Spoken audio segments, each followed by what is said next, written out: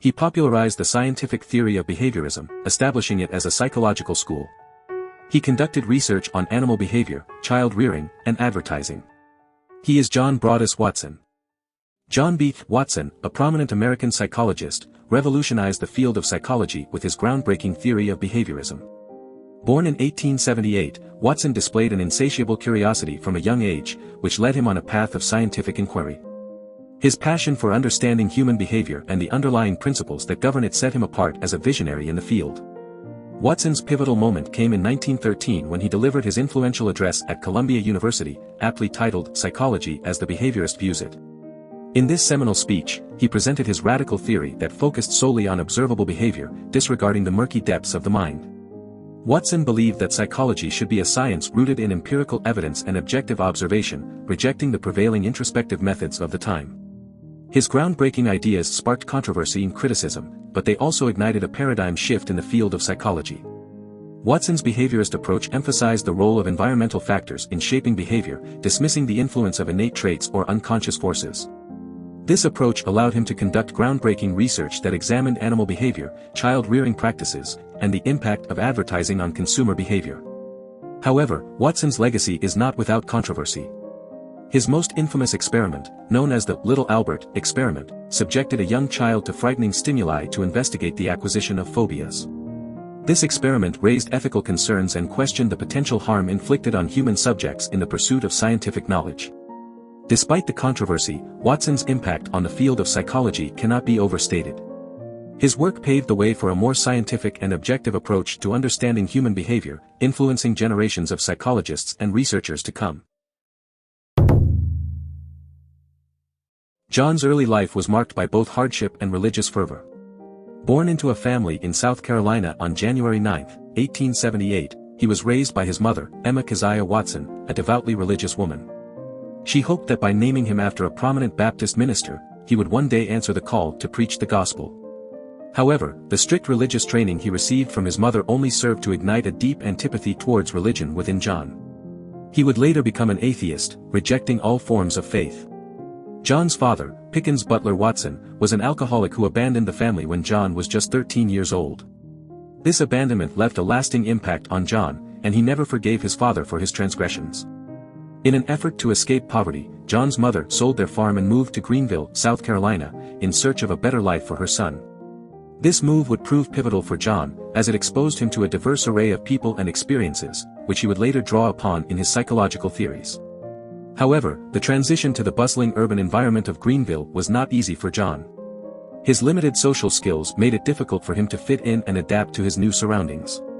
Despite these initial struggles, the exposure to different types of people and the challenges he faced would shape John's understanding of human behavior and lay the foundation for his future work in psychology. John's early experiences, from the religious training imposed upon him by his mother to the abandonment by his father and the challenges of adapting to a new environment, all played a significant role in shaping his worldview.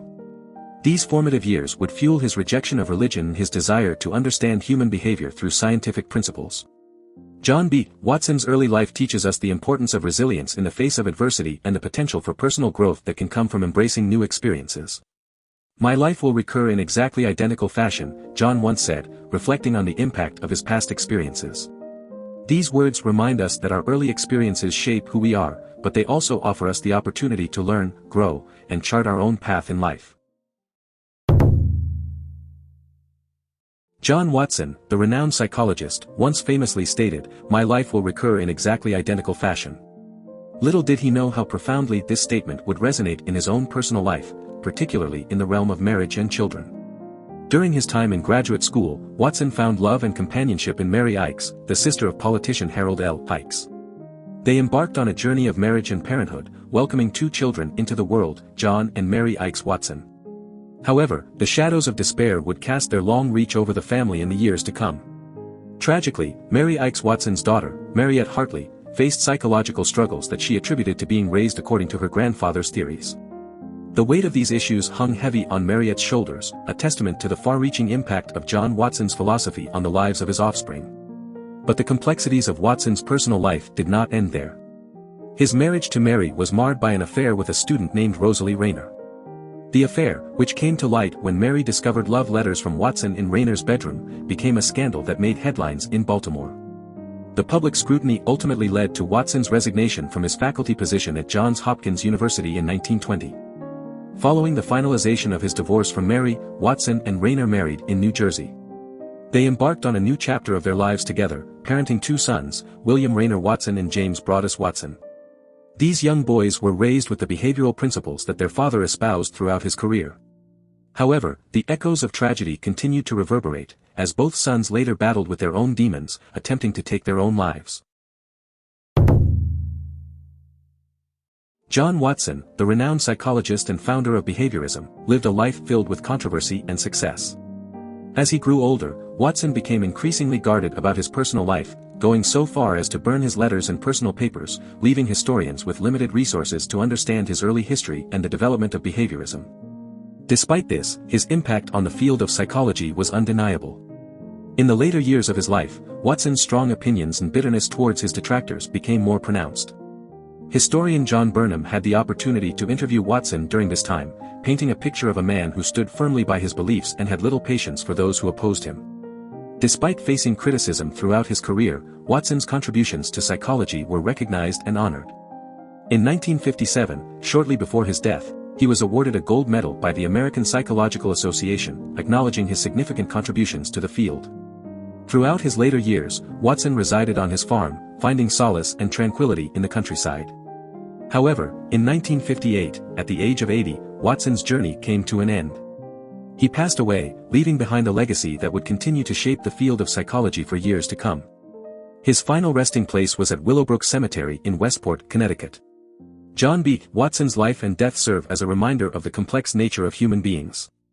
Despite facing challenges and controversy, Watson remained steadfast in his beliefs and made significant contributions to the field of psychology.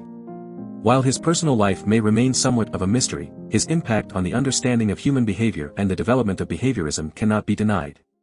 Do you want to explore more philosophers? Who do you want to see featured next? Subscribe and leave a comment below to let me know.